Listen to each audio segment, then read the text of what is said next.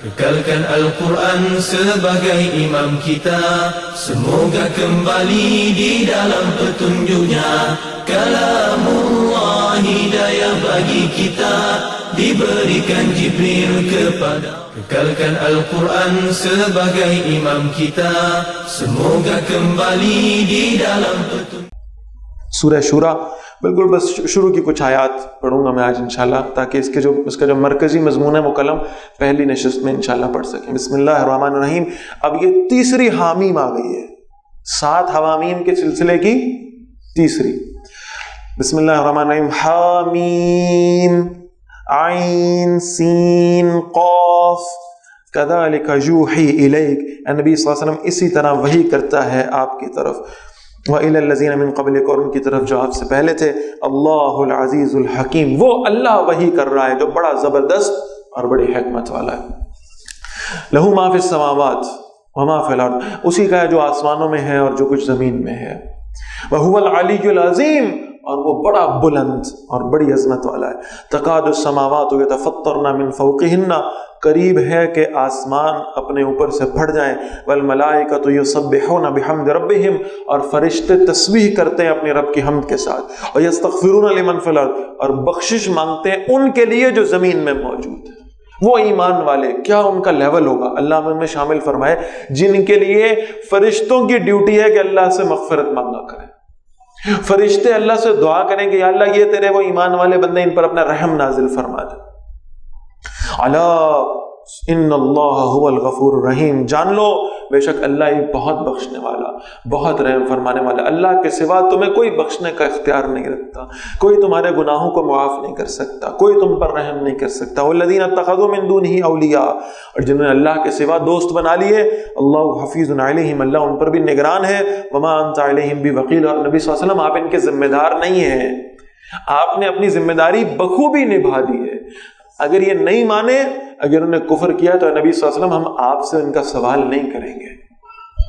وَكَذَلِكَ أَوْحَيْنَا إِلَيْكَ قُرْآنًا عَرَبِيًّا، اور اسی طرح ہم نے ایک وحی کیا ہے نبی صلی اللہ علیہ وسلم آپ کی طرف عربی قرآن، لِتُنذِرَ أُمَّ الْقُرَىٰ، تاکہ آپ بستیوں کے مرکز والوں کو خبردار کر دیں۔ ام القریٰ، بستیوں کی ماں، جسے آپ آج کے اگر اس میں ٹرانسلیٹ کریں گے تو یہ ہے کیپٹل، پورے عرب کا کیپٹل، دار الخلافہ، یہ کیا تھا؟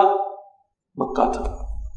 آپ ان کو خبردار کریں، اس لیے کہ اگر آپ ایک کونے سے شروع ہو جائیں گے بہرحال تو وہ ایک پوری یونیورسل دعوت نہیں بن سکے گی۔ جزیرہ نماء عرب میں آپ نے جو سینٹر ہے اس میں بیٹھ کر اللہ کے دین کا پیغام سنانا ہے تاکہ ان پہ حجت قائم ہو جائے۔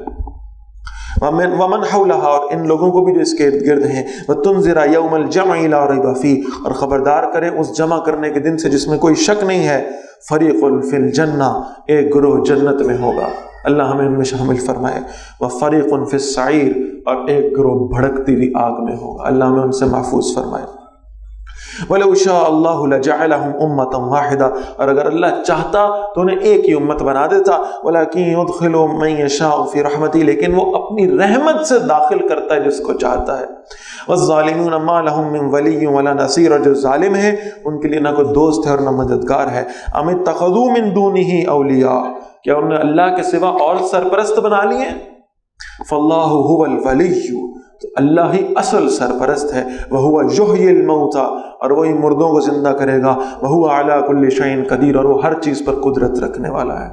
وَمَا اخْتَلَفْتُمْ فِيهِ مِنْ شَيْءٍ، اور کسی چیز میں تم اختلاف کرو، فَحُكْمُهُ إِلَى اللَّهِ، تو اس کا فیصلہ اللہ کے سپرد۔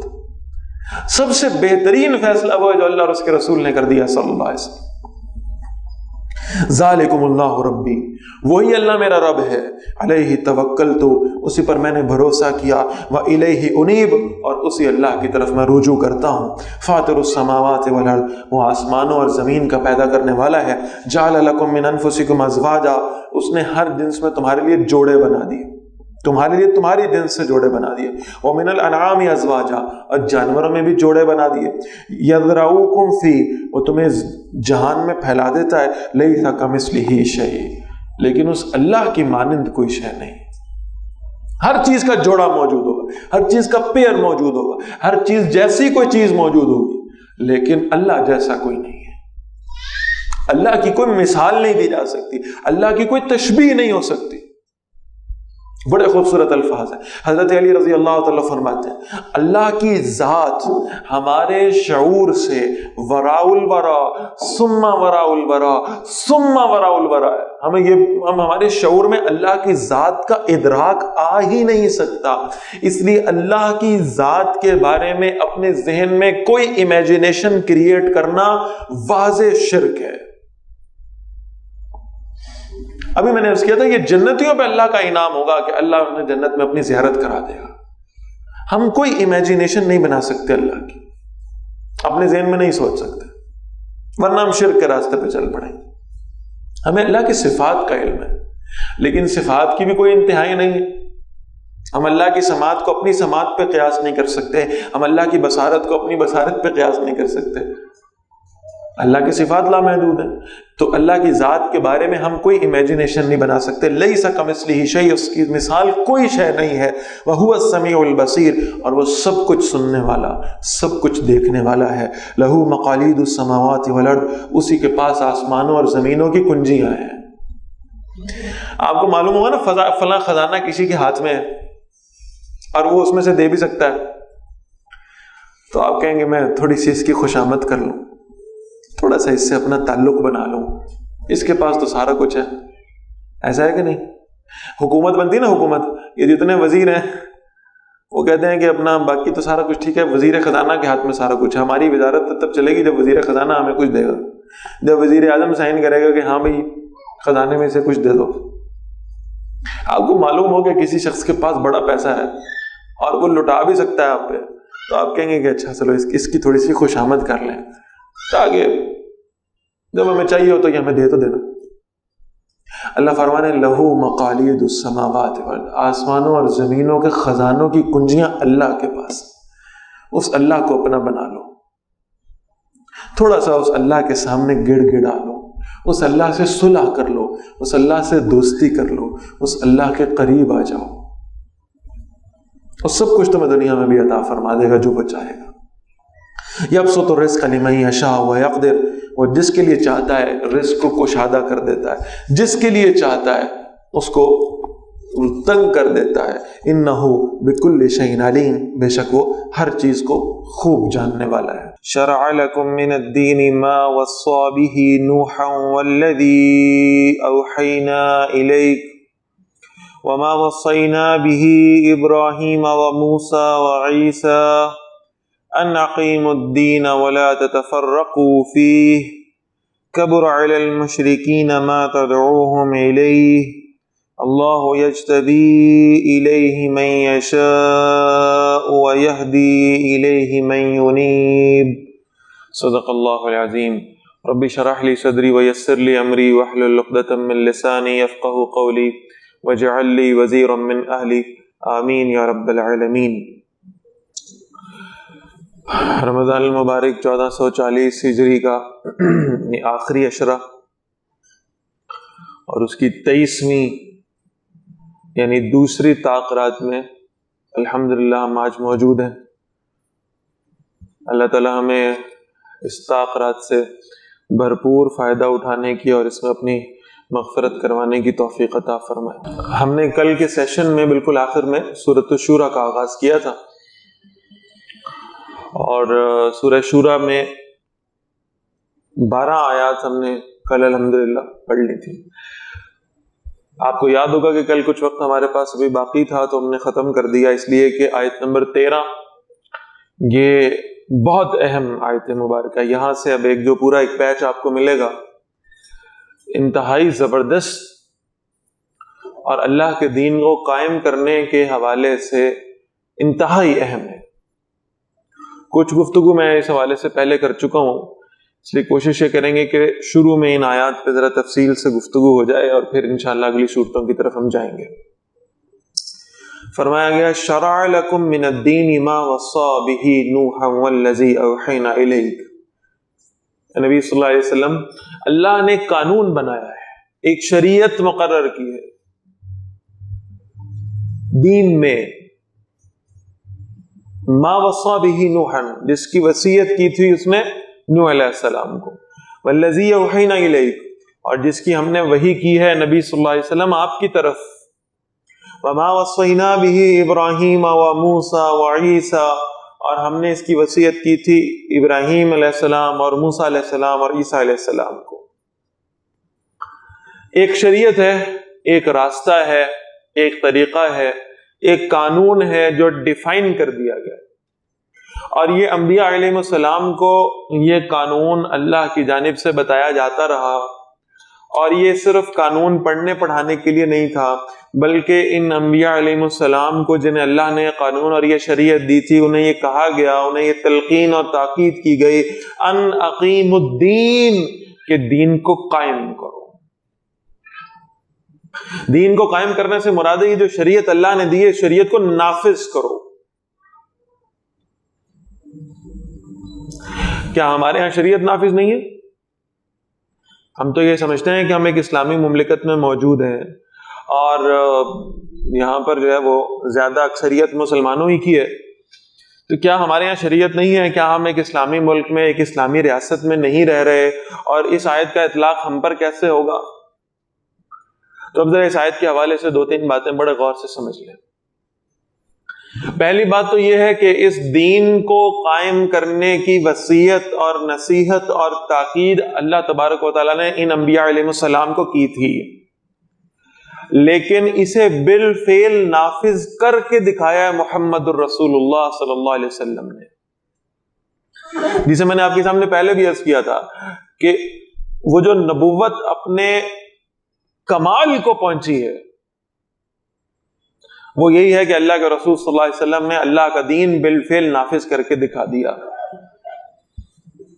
اور پھر یہ دین نافذ رہا، اور آپ اس دین کے نفاذ کی برکتیں دیکھیں گے دور خلفائے راشدین میں بھی رضوان اللہ علیہم اجمعین، اور پھر یہ کہ یعنی جب تک یہ خلافت کا ادارہ قائم رہا، بہرحال اس خلافت کی، اس اقامت دین کی برکات دنیا نے دیکھی ہیں۔ ہم دور نبوی سے شروع ہو جائیں اگر، اور ذرا کمپیئر کرتے رہیں، دور خلفائے راشدین کو کمپیئر کرتے رہیں ذرا اپنے نظام کے ساتھ، اپنے سسٹم کے ساتھ۔ کل بھی میں یہ بات آپ سے عرض کر رہا تھا کہ مثلا ان لوگوں سے ہے جو نظام بدلنے کی بات کریں، جو کہیں کہ ہمیں یہ سسٹم نہیں چاہیے، ان سے مسئلہ ہے۔ جو اس سسٹم پہ قانع ہو جائیں، قناعت اختیار کر لیں، صبر کر لیں، وہ بڑے بہترین لوگ۔ تو اب سب سے بڑا مسئلہ یہ کہ ہم یہ سمجھتے ہی نہیں ہے کہ یہ کوئی غیر اسلامی نظام ہے، ہم یہ سمجھنے کے لیے تیاری نہیں ہے۔ تو میں صرف چاہ رہا ہوں کہ ایک کمپیریزن ہو جائے ہلکا سا، بڑے مختصر سے انداز میں، تاکہ یہ معلوم ہو کہ ہم جس سسٹم میں رہ رہے ہیں اس کا اللہ اور اللہ کے نبی صلی اللہ علیہ وسلم کے بتائے ہوئے سسٹم کے ساتھ فرق کیا ہے۔ ہم نے ایک اصطلاح ایجاد کی، اسلامی جمہوریت۔ حالانکہ جمہوریت کا بہرحال اسلام کے نظام سے کوئی دور دور کا تعلق نہیں ہے۔ جمہوریت میجورٹی کی بنیاد پہ فیصلہ کرتی ہے۔ اسلام کا نظام خلافت کے نظام پہ مبنی ہے، جہاں اس انسان کے پاس کوئی اتھارٹی ہی نہیں ہے۔ اتھارٹی یہ ہے کہ وہ اللہ کے دین کو نافذ کرے گا، اللہ کے دیے ہوئے احکامات کو اللہ کی زمین پر نافذ کرنے والا بن جائے گا۔ اب ذرا دیکھیں جن کا یہ نظام تھا، جنہوں نے اس نظام کو چلایا اور امپلیمنٹ کر کے دکھایا، ذرا ان کے ساتھ ہم اپنا کمپیریزن کرتے رہتے ہیں۔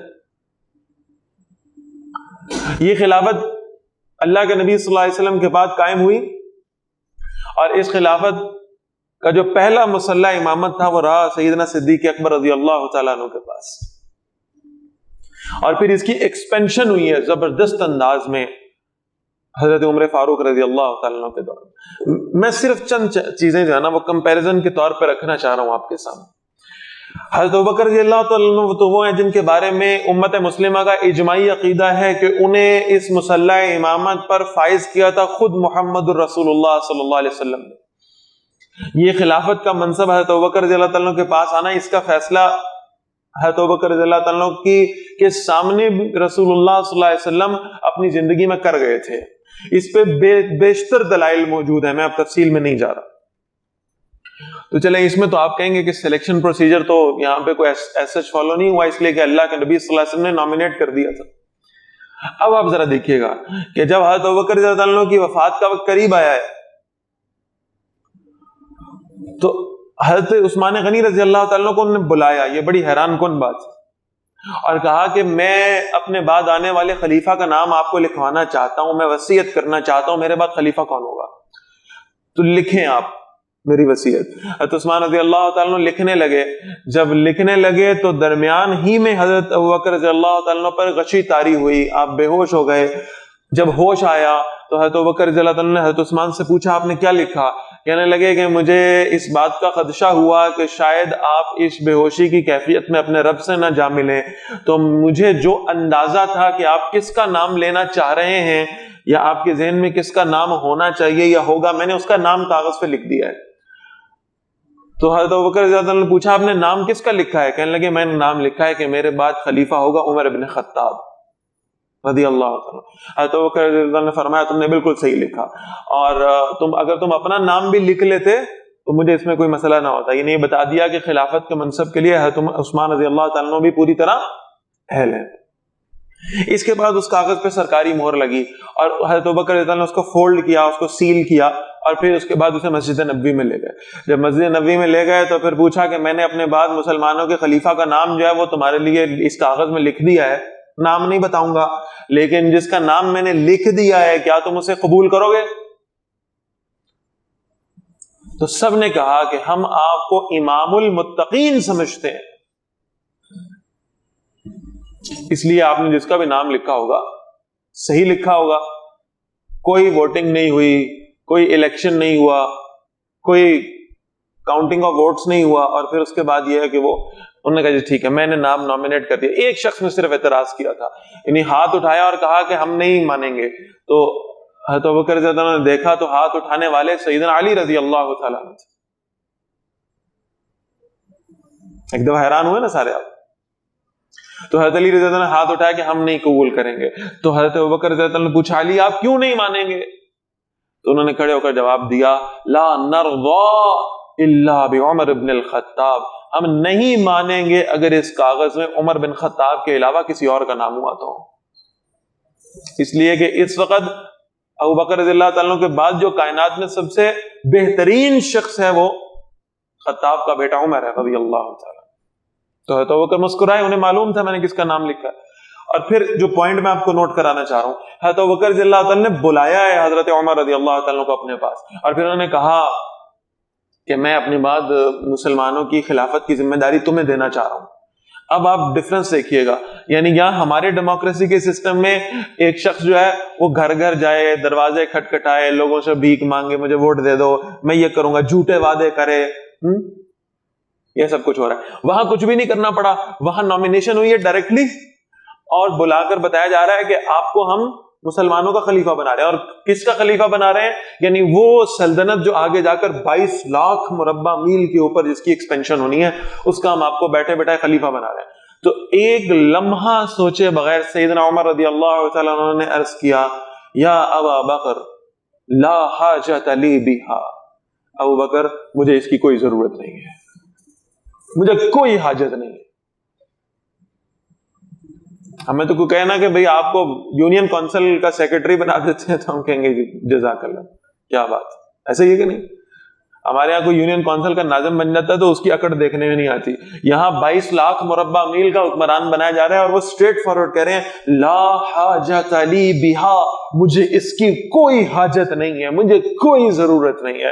اور حضرت ابوبکر رضی اللہ عنہ بھی بہرحال وہ بھی نبی اکرم صلی اللہ علیہ وسلم کی تربیت یافتہ تھے، انہوں نے فوراً فرمایا ولیکن بہا علیک حاجہ، آپ کو خلافت کی حاجت نہیں ہے، لیکن اس وقت خلافت کو عمر آپ کی حاجت ہے۔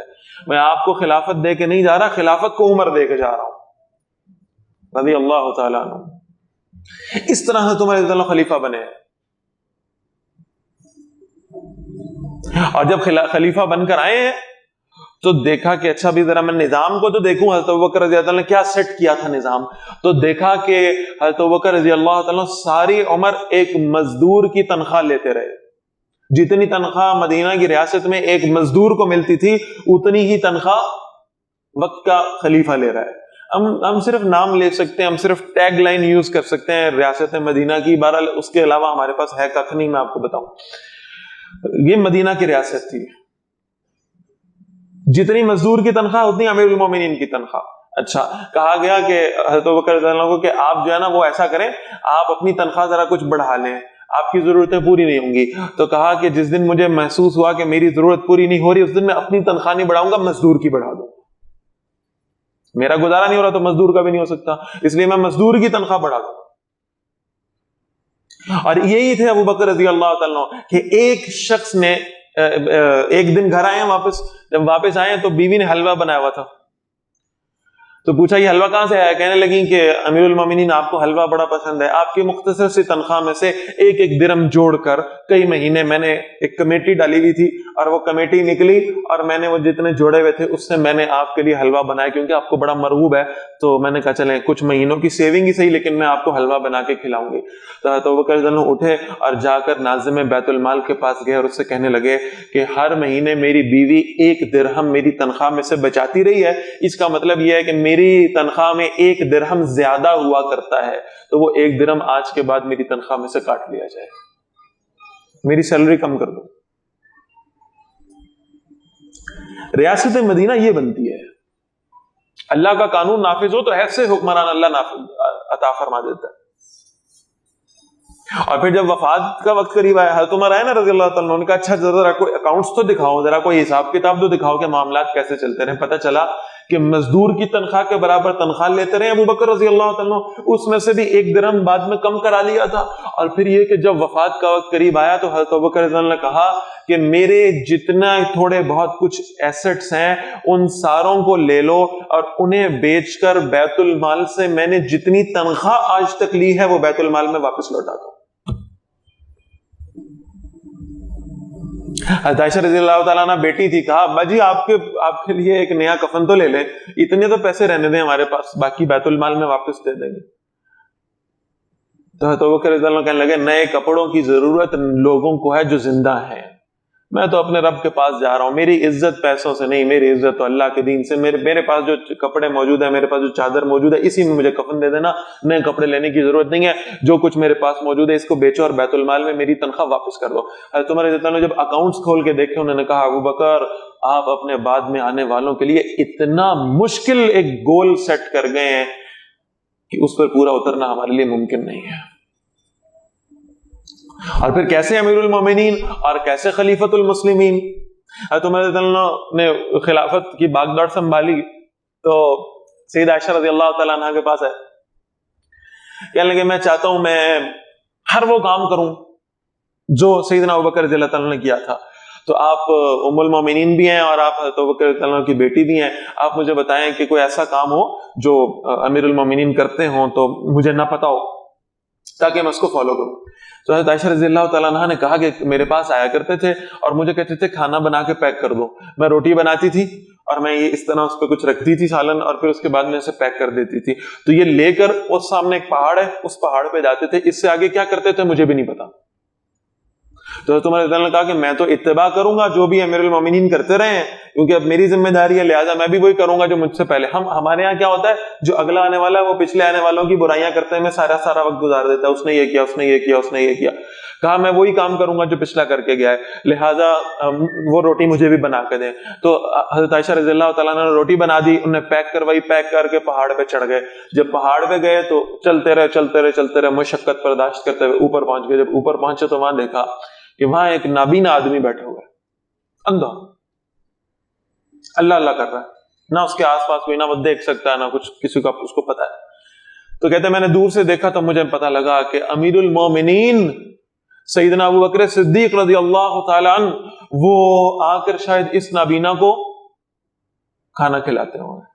تو کہتے ہیں میں نے کوئی آواز نہیں پیدا کی، میں خاموشی سے چلتا ہوا گیا، میں نے نہ سلام کیا، نہ نام لیا، نہ کچھ بھی، اور میں پاس بیٹھا اور میں نے روٹی والے ڈبے میں سے روٹی نکالی، اس کا ایک نوالا بنایا اور میں نے نوالا بنا کے اس نابینا کے منہ میں ڈالا. تو اس نے منہ میں نوالا لیا اور یہاں سے واپس نکالا اور پھر کہنے لگا انا للہ و انا الیہ راجعون. ابو بکر فوت ہو گئے. تو اب حضرت عمر رضی اللہ عنہ بولے، کہنے لگے آپ کو کیسے پتا لگا امیر المومنین فوت ہو گئے؟ میں تو اپنا نام بھی نہیں لیا، آپ مجھے دیکھ بھی نہیں پا رہے، آپ کو کیسے معلوم ہے کہ میں ابو بکر نہیں ہوں؟ تو وہ نابینا شخص کہنے لگا کہ امیر المومنین یہاں اس پہاڑ پہ مجھے روٹی کھلانے کے لیے آنا اپنی ذمہ داری سمجھتے تھے، اور میرے حکمران کو یہ معلوم تھا کہ میں نابینا ہوں، روٹی نہیں کما سکتا، وہ خود روٹی پکا کے میرے لیے لے کے آیا کرتے تھے، اور انہیں یہ معلوم تھا کہ میں بوڑھا ہوں، میرے منہ میں دانت نہیں ہے۔ امیر المومنین اپنے دانتوں سے اس روٹی کے نوالے کو چبایا کرتے تھے اور پھر میرے منہ میں ڈالا کرتے تھے۔ آج تم نے وہ روٹی کا نوالا چبائے بغیر میرے منہ میں ڈالا، مجھے معلوم ہو گیا ابو بکر زندہ نہیں ہے۔ ریاست مدینہ صرف دعووں سے نہیں بنتی، اللہ کا دین نافذ ہو، اللہ کا قانون نافذ ہو، تو پھر اس نرسری سے، اس شریعت کی نرسری سے ایسے حکمران ملتے ہیں۔ تو ایک بڑا ہائی لیول سیٹ کیا تھا حضرت ابوبکر رضی اللہ تعالیٰ نے، اور پھر بہرحال حضرت عمر رضی اللہ تعالیٰ نے بھی کمی کوئی نہیں کی، انہوں نے بھی اس ہائی لیول کو اچیو کرنے کے لیے اپنی پوری جدوجہد کی، بھرپور، راتوں کو اٹھ کر گلیوں میں چکر لگانا، کہیں کوئی بھوکا نہ سو جائے۔ کوئی ایک حکمران مجھے دکھائیں جس نے کہا ہو کہ بھئی اتنی بڑی سلطنت میں 22 لاکھ مربع میل میں دریائے فرات کے کنارے پر اگر کوئی کتا پیاسا مر گیا تو امیر المومنین سے پوچھا جائے گا۔ یہاں تو انسان مر رہے ہیں، حکمرانوں کو کوئی خوف نہیں ہے۔ وہاں کہا جاتا تھا کہ اگر کوئی کتا، بھئی ایک کتا دریائے فرات کے کنارے پہ کھڑا پانی نہیں پی رہا تو اس میں امیر المومنین کا قصور ہے؟ دریائے فرات چل رہا ہے، اس میں پانی بھرا ہوا ہے، کتا اس کے کنارے پہ کھڑا ہے، پانی کو دیکھ رہا نہیں پی رہا، تو وہ اس کے دماغ کا خناس ہو سکتا ہے نا۔ لیکن کہا اگر وہ دریا کے کنارے کھڑا ہو کر پانی نہیں پیتا اور پیاسا مر جاتا ہے تو اس میں بھی عمر سے پوچھا جائے گا رضی اللہ تعالی۔ گورنر خط لکھ رہا ہے، وہ جی مسئلہ ہو گیا، ہم یہاں آئے مصر میں، یہاں دریائے نیل ہے، بہت بڑا دریا ہے، یہاں کی ساری اکانومی کا انحصار اس دریا کے اوپر ہے۔ ہم یہاں آئے اور ہم دیکھ رہے ہیں کہ یہاں یہ دریا جو ہے نا یہ چلتا نہیں ہے، سال میں ایک دفعہ ایک خوبصورت لڑکی کو دلہن کی طرح تیار کرتے ہیں اور اسے لا کر اس دریا میں پھینک دیتے ہیں، پھر دریا چلتا ہے، قربانی مانگتا ہے۔ تو حضرت عمر رضی اللہ عنہ نے فرمایا کہ خط جواب لکھا، دو خط، پہلے خط میں لکھا گورنر کے نام اور نیچے لکھا کہ یہ غیر شرعی رسم ہے، لہٰذا ہم اس کے لیے کسی انسانی جان کو ضائع نہیں ہونے دیں گے، تو آئندہ تم نے ایسا کچھ نہیں کرنا، کسی دوشیزہ کو، کسی نوجوان لڑکی کو دریا میں ڈال کر اس کی زندگی کو ضائع نہیں کرنا، یہ انسانیت کا قتل ہوگا، لہذا یہ تم نہیں کرو گے، دریا چلتا چلے، نہیں چلتا تو نہ چلے۔ اور ہاں یہ ضرور کرنا، میں نے اپنے اس خط کے ساتھ ایک خط اور بھیج رہا ہوں، اس خط کو دریا میں ڈال دیں۔ لوگوں نے خط کھول کے دیکھا، اس میں لکھا ہوا تھا، اے دریائے نیل، دریا کو خط لکھ رہے ہیں، اگر تو اللہ کی مرضی سے چلتا ہے تو میں اللہ کا مقرر کردہ امیر المومنین ہوں، میں تجھے حکم دیتا ہوں چل پڑ، اور اگر تو بندوں کی مرضی کے لیے چلتا ہے تو بھاڑ میں جا، دفع ہو جا، ہمیں تیری ضرورت نہیں، ہم اپنی اکانومی کو ٹھیک کرنے کے لیے کوئی غلط کام نہیں کریں گے، نہ چل،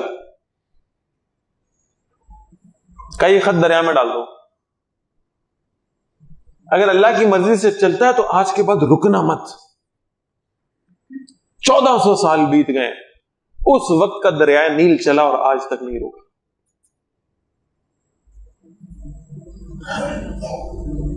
مسلمانوں کا حکمران خط لکھ رہا ہے، دریا چل پڑ رہا ہے۔ اس کا مطلب یہ ہے کہ یہ تو اللہ تعالیٰ کی پھر مرضی اس نظام میں شامل تھی، اللہ کی طرف سے برکتوں کا ظہور تھا۔ جو ہم نے سورہ مائدہ میں پڑھا تھا کہ اگر تم اللہ کے قانون کو نافذ کر لیتے تو اللہ زمین سے بھی تمہیں برکتیں عطا فرماتا، آسمان سے بھی تم پر برکتوں کا نزول فرما دیتا۔ یہ حالات ہیں،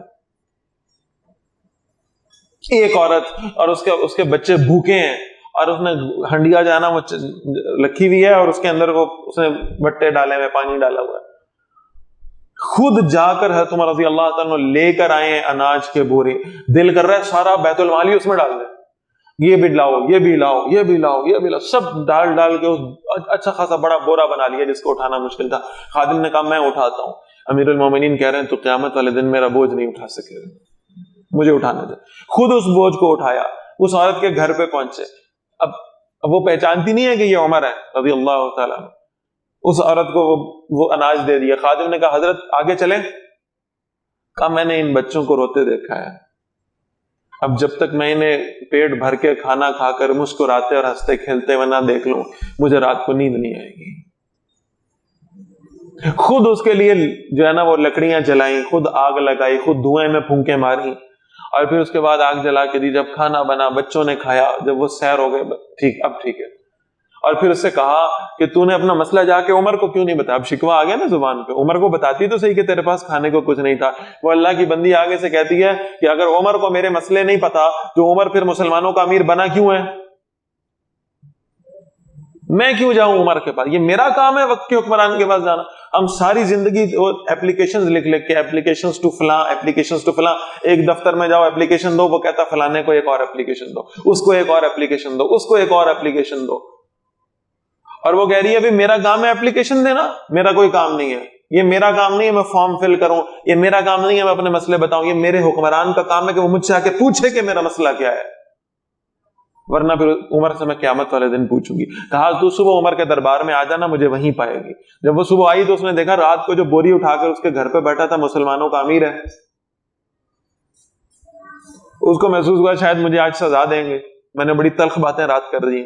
اور اس کو اپنے سامنے بلا کر سارے مسلمانوں کے سامنے, یعنی جو اس وقت شورا میں بیٹھے ہوئے تھے, ان سب کے سامنے حضرت عمر رضی اللہ تعالیٰ عنہ کہہ رہے ہیں اللہ کی بندی تو نے رات ایک جملہ کہا تھا, تو قیامت والے دن عمر سے سوال کرے گی, تو مجھ سے میری ساری سلطنت لے لے, لیکن قیامت والے دن کے سوال واپس لے لے, اس لیے کہ قیامت والے دن عمر تیرے سوال کا جواب نہیں دے سکتا.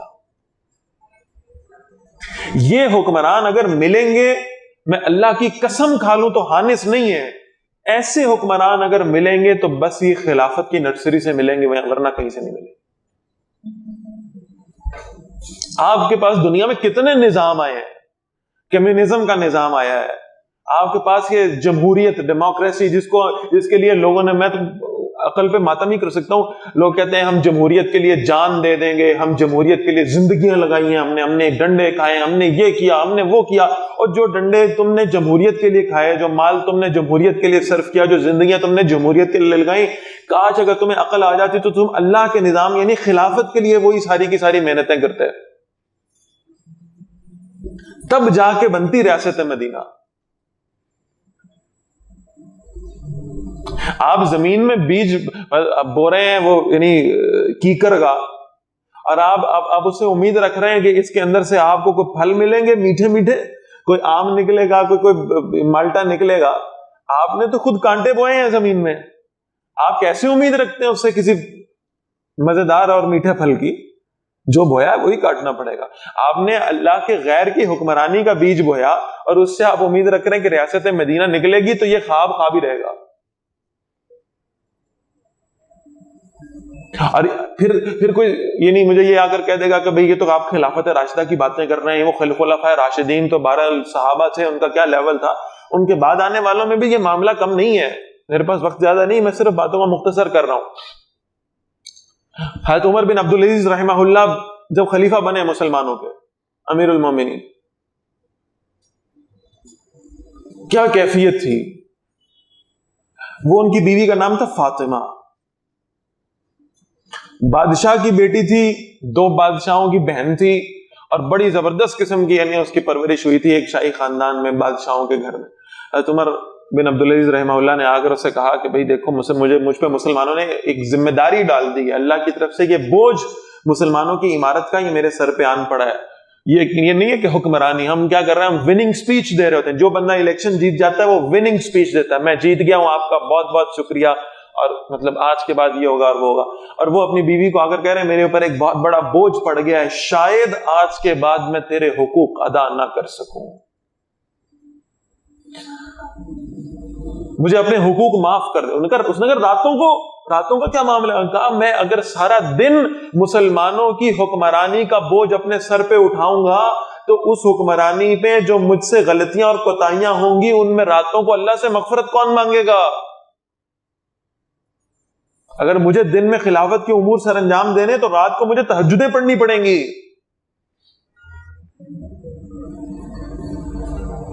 یہاں آپ کے وزیر اور مشیر ایسے ہیں جنہیں سورہ اخلاص نہیں پڑھنی آتی,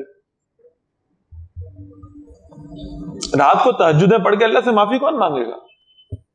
میں تیرے حقوق نہیں ادا کر پاؤں. تو اس نے کہا کہ بھئی میں نے آپ کے ساتھ بڑی اچھی زندگی گزاری ہے اور میری آپ کی محبت کی شادی تھی، لہٰذا میں آپ کا ساتھ اس وقت میں نہیں چھوڑوں گی، جو بھی مشکل وقت آئے گی میں آپ کے ساتھ ہوں، ہر مشکل میں آپ کے ساتھ ہوں۔ میں نے کہا ٹھیک ہے۔ اب آپ اندازہ کریں، یعنی ایسا عادلانہ نظام قائم کیا ہے حضرت عمر بن عبدالعزیز رحمہ اللہ نے کہ روایات میں آتا ہے کہ لوگ زکوٰۃ ہاتھوں پہ لے کے پھرا کرتے تھے، لیکن ریاست میں کوئی ایسا مستحق موجود نہیں تھا جسے زکوٰۃ دی جا سکے۔ اور بعض علماء نے لکھا ہے کہ اگر کسی شخص کے بارے میں یہ پریڈکٹ کرنا ہو کہ یہ اس ریاست اور مملکت کا سب سے غریب ترین اور سب سے پسماندہ ترین مالی اعتبار سے کوئی شخص ہے تو وہ شخص خود مسلمانوں کا امیر ہوگا۔ عید کا موقع ہے، ہم سب پہ بھی عید آنے والی ہے انشاءاللہ۔ اب ذرا کمپیریزن کر لیں، تیاریاں اس وقت ہم تراویح کے لیے آ رہے ہوتے ہیں، بازاروں میں رش پڑا ہوا ہے، ٹریفک جام ہو چکی ہے، ہمیں کوئی الٹرنیٹ راستے ڈھونڈ کے آنا پڑتا ہے تاکہ وقت پہ آ کے نماز پڑھا سکیں۔ کیوں بھائی اتنا رش کیوں ہے؟ بھائی عید کے کپڑے خریدنے ہیں، عید کے جوتے خریدنے ہیں، آج روزہ نہیں رکھ سکتے جی، آج عید کی شاپنگ کرنی، اندازہ کریں، آج تراویح نہیں پڑھ سکتے، آج عید کی شاپنگ کرنی ہے۔ حضرت عمر بن عبدالعزیز رحمہ اللہ کی بیوی نے ان سے کہا، ملکہ ہے یہ سو کالڈ خاتون اول، اس نے کہا عمر اس دفعہ عید آ رہی ہے اور ہمارے پاس بچوں کے لینے کے لیے نئے کپڑے نہیں ہیں۔ انہوں نے کہا میرے پاس پیسے نہیں، میں کیا کروں؟ اچھا ایسا کریں، آپ یعنی بیت المال میں جائیں اور ان سے ریکویسٹ کریں آپ کو 1 مہینے کی سیلری ایڈوانس دے دیں۔ کہاں یہ ہو سکتا ہے؟ گئے خازن کے پاس، جس کے پاس خزانہ تھا، اس کو کہنے لگے میں مسلمانوں کا امیر ہوں، مجھے آپ جانتے ہیں، آپ مجھے 1 مہینے کی سیلری ایڈوانس دے دیں، اور اگلے مہینے پھر یہ ہے کہ میری بیوی جو ہے نا وہ کچھ کپڑے وغیرہ سی لے گی اور اس سے کچھ نہ کچھ آمدنی ہو جائے گی اور ہم گزارا کر لیں گے، تو 1 مہینے کی سیلری ایڈوانس دے دیں۔ تو اس خازن نے کہا امیر المومنین آپ یہاں مجھے سرکاری کاغذ پہ لکھ کے دے دیں کہ آپ 1 مہینہ زندہ رہیں گے، میں آپ کو ایڈوانس سیلری دینے کو تیار ہوں، ورنہ نہیں دے سکتا۔ خاموشی سے وہاں سے اٹھ کے گھر آئے، بیوی سے کہا کہ میں اپنے بچوں کے لیے نئے کپڑے نہیں خرید سکتا، انہیں پرانے کپڑے پہنا دو، انہیں بتاؤ ان کے باپ کے اوپر اللہ نے خلافت کی ذمہ داری ڈالی ہے۔ اب عید کا دن آ گیا، جب عید کا دن آیا تو میں پہلے بھی عرض کر رہا تھا نا آپ کو، جو اسلام کا نظام ہوگا اس میں سب سے جو ظاہری طور پر متقی اور پرہیزگار معلوم ہوتا ہوگا، جو دیندار اور عالم معلوم ہوتا ہوگا، وہ ہوگا جو عنان حکومت کے اوپر فائز ہوگا۔ تو لہذا ہمیشہ سے یہی ہوتا تھا کہ امیر المومنین چونکہ سب سے دین کے اعتبار سے بہتر محسوس ہوتے تھے، اس لیے نمازیں بھی وہ پڑھا رہے ہیں، جمعہ بھی وہ پڑھا رہے ہیں، خطبہ بھی وہ دے رہے ہیں، عید بھی وہ پڑھا رہے ہیں۔ اب امیر المومنین عمر بن عبدالعزیز رحمہ اللہ عید کی نماز پڑھانے کے لیے ممبر کے اوپر کھڑے ہو گئے۔ جب ممبر کے اوپر کھڑے ہوئے اور پورے ہجوم پہ نظر پڑی تو دیکھا سب لوگوں نے نئے کپڑے پہنے ہوئے سوائے امیر المومنین کے بیٹوں کے۔ آنکھوں میں آنسو آئے، عید کی نماز پڑھائی، اس کے بعد اپنے بیٹوں کو گلے لگایا اور کہا بیٹا اپنے باپ کو معاف کر دینا، تمہارا باپ مسلمانوں کا امیر ہے، تمہارے باپ کے ذمے اللہ نے یہ کام لگایا ہے کہ اللہ کے قانون اور اللہ کے شریعت کو نافذ کر کے رکھنا ہے، مجھے معاف کر دینا، تمہارا باپ تمہیں نئے کپڑے نہیں دے سکا۔ تو بیٹے نے کہا ابا جی اللہ کا شکر ہے، آپ نے ہمیں نئے کپڑے تو نہیں دیے، آپ نے ہمیں جنت کا راستہ دکھا دیا ہے، یہ ہمارے لیے زیادہ بہتر۔ اگر ہم نئے کپڑے پہنتے اور جہنم میں چلے جاتے تو شاید یہ ہمارے لیے بڑا گھاٹے کا سودا ہوتا، آپ نے ہمیں جنت کا راستہ دکھا دیا۔ اور پھر یہی عمر بن عبدالعزیز رحمہ اللہ جب فوت ہونے لگے تو انہوں نے کہا میں نے مروان کو اپنے ہاتھوں سے دفن کیا، میں نے سلیمان کو عبد الملک کو اپنے ہاتھوں سے دفن کیا، میں نے جب دیکھا تو میں نے دفن کرنے لگا، میں نے ان کے کفن کی گرہ کھولی، ان کے چہرے سیاہ ہو چکے تھے، قبلے سے ہٹ چکے تھے۔ جب میں دنیا سے جانے لگوں تو ذرا میرا چہرہ بھی دیکھ لینا۔ میں نے ساری زندگی ایک ہی کوشش کی ہے کہ میں اس جو میرے ذمہ داری میرے کندھوں پہ ڈالی گئی ہے، میں یہاں اللہ کا نظام عدل نافذ کروں۔ میری کوشش رہی ہے میں اللہ کے قانون کے خلاف کوئی فیصلہ نہ کروں، لیکن جب میں دنیا سے چلا جاؤں تو میرا چہرہ دیکھ لینا۔ فوت ہو گئے، جب فوت ہو گئے تو میت لائی گئی، میت لا کے رکھ دی گئی، ابھی جنازے کا وقت ہو رہا ہے اور لوگ جمع ہو رہے ہیں، صفے بنا رہے ہیں، ایک تیز ہوا چلی، اور جب ہوا چلی تو ایک کاغذ اڑتا ہوا آیا اور آ کر عمر بن عبدالعزیز رحمہ اللہ کے کفن کے اوپر گر گیا۔ لوگوں نے اس کاغذ کو کھولا، اس کاغذ پہ تحریر تھا، اللہ نے عمر بن عبدالعزیز کی مغفرت فرما دی اور اس پر جنت کو واجب کر دیا۔ اور لوگ کہتے ہیں ہم نے کفن کی گرہ کھولی، اور جب قبر میں لٹایا کفن کی گرہ کھولی، چہرہ خود بخود قبلہ رخ تھا، اور یعنی چہرے میں سے ایسا نور تھا گویا کہ قبر میں کسی نے چاند لا کے رکھ دیا۔ یہ وہ لوگ تھے جنہوں نے اللہ کے دین کو نافذ کر کے دکھایا، یہ وہ لوگ تھے جو اللہ کے قانون کے مطابق فیصلے کیا کرتے تھے، یہ وہ لوگ تھے جن کے دور میں نظام اس حد تک پہنچا ہوا تھا۔ ہم آج معیشت کو رو رہے ہیں، ہم آج اکانومی کو رو رہے ہیں، آپ کسی دانشور کے پاس بیٹھ جائیں، اس سے پوچھ کر دیکھیں، اپنے دل پہ ہاتھ رکھ کے بتا ہماری معاشرت کیسی ہے؟ جس معاشرت میں زنا عام ہو چکا ہو، جس میں بے حیائی عام ہو چکی ہو، جس معیشت میں سود کا گند پھیل چکا ہو۔ اچھا اب اس کو حل کیسے کرنا ہے؟ اب بتائیں گے جی یوں کر لیں، آئی ایم ایف سے لون لے لیں گے جی، اور فلاں کام کر لیں گے، فلاں کر لیں گے، فلاں کر لیں گے، بس اس سے مسئلے حل ہو جائیں گے۔ مسئلے ایسے نہیں حل ہوں گے، مسائل حل ہوں گے تو اللہ کے دین کو قائم کرنے سے حل ہوں گے۔ اور ایک بات میں آخری نوٹ کرا دوں، بہت طویل گفتگو اس پہ ہو گئی الحمدللہ، ایک بات اور نوٹ کرا دوں، نماز فرض ہے یہ کس نے بتایا آپ کو؟ جی قرآن نے۔ میں کوئی فقہی بحث نہیں چھیڑ رہا، میں صرف توجہ دلا رہا ہوں۔ قرآن نے بتایا کہ نماز فرض ہے۔ میں آپ سے سوال کرتا ہوں، قرآن نے کہاں بتایا کہ نماز فرض ہے؟ اقیموا الصلاۃ وآتوا الزکات، نماز قائم کرو اور زکات ادا کرو، یہی بتایا نا؟ اگر اسی پیٹرن پہ قرآن کہہ رہا ہے اقیموا الصلاۃ تو نماز کا قائم کرنا فرض ہے، اور اسی پیٹرن پہ یہاں کہا جا رہا ہے ان اقیموا الدین، تو دین کا قائم کرنا فرض کیسے نہ ہوا؟ قائم کرو اس دین کو، نافذ کرو اس شریعت کو جو اللہ نے تمہیں عطا کی ہے، اور اس شریعت کے نافذ کرنے کا، اس کے غلبے کا نام ہے خلافت۔ وَلَا تَتَفَرَّقُوا فِيهِ، اور دیکھو اس معاملے میں فرقوں میں نہ پڑنا، فرقوں میں نہ پڑنا۔ اچھا یہاں ایک بہت بڑی غلطی ہے جس کی ذرا اصلاح فرما لیں، یہ تھوڑا سا فرقے اور مسلک کو الگ الگ کر کے دیکھیے گا۔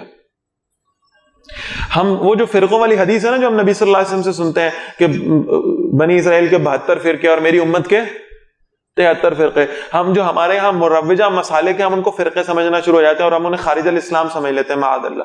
جیسے اللہ کے نبی صلی اللہ علیہ وسلم نے فرمایا کہ ان 73 میں سے ایک ہی ہوگا جو جنت میں جائے گا، باقی سارے جہنم میں جائیں گے، تو ہم خدا نہ خواستہ یہ سمجھتے ہیں کہ یہ جو باقی ہمارے یہاں جو مسالک پائے جاتے ہیں یہ شاید ان 72 فرقوں میں سے ہیں، اور معاذ اللہ یہ جہنم میں جائیں گے اور ہم یہ جو جنت میں جانے والے ہیں۔ یہ بات درست نہیں ہے۔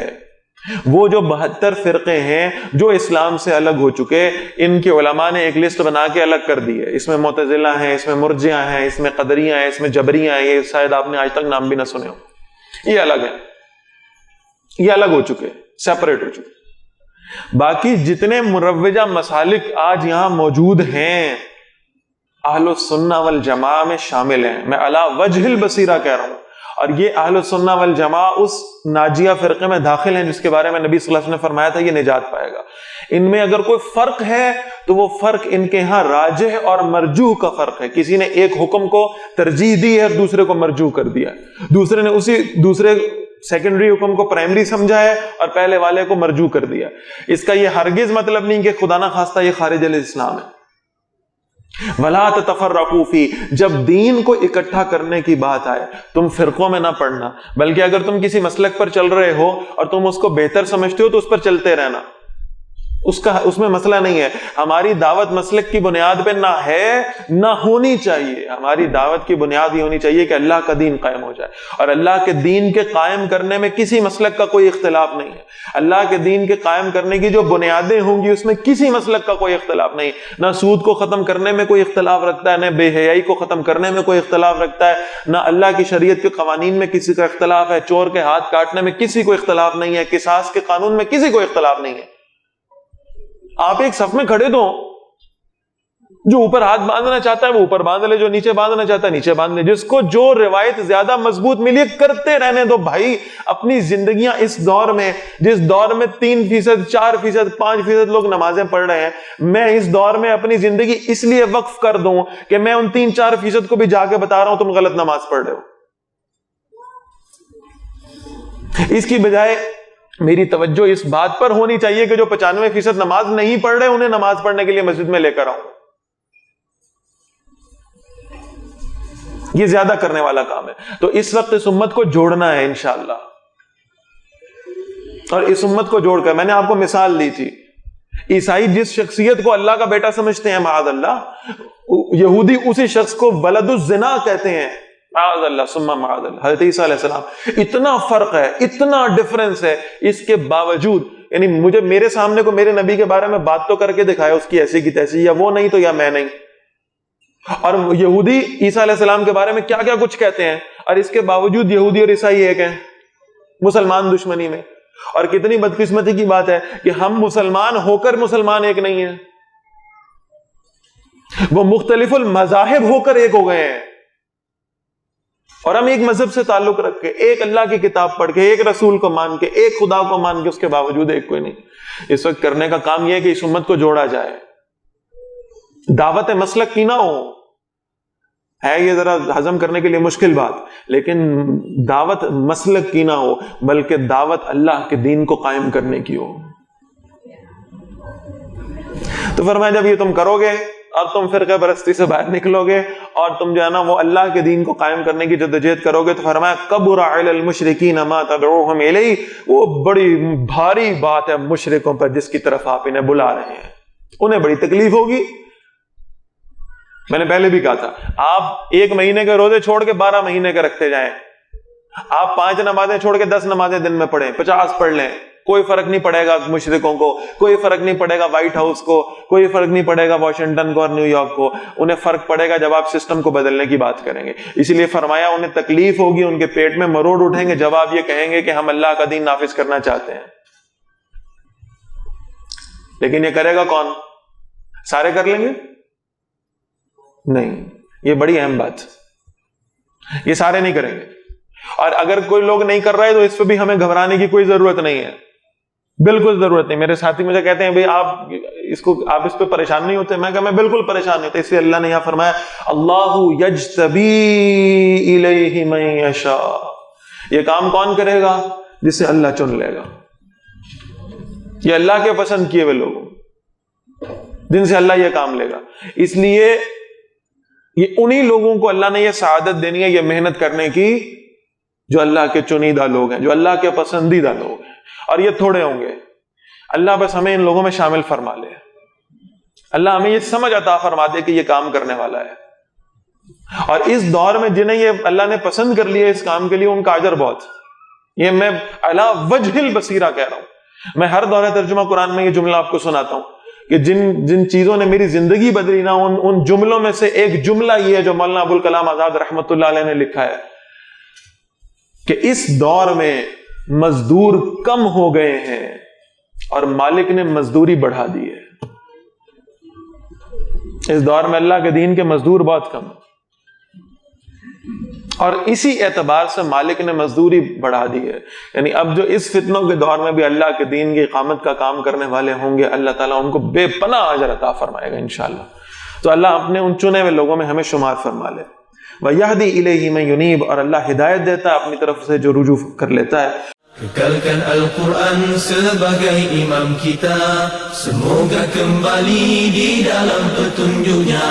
Kalamullah hidayah bagi kita, diberikan Jibril kepada. Kekalkan Al-Quran sebagai imam kita, semoga kembali di dalam petunjuknya.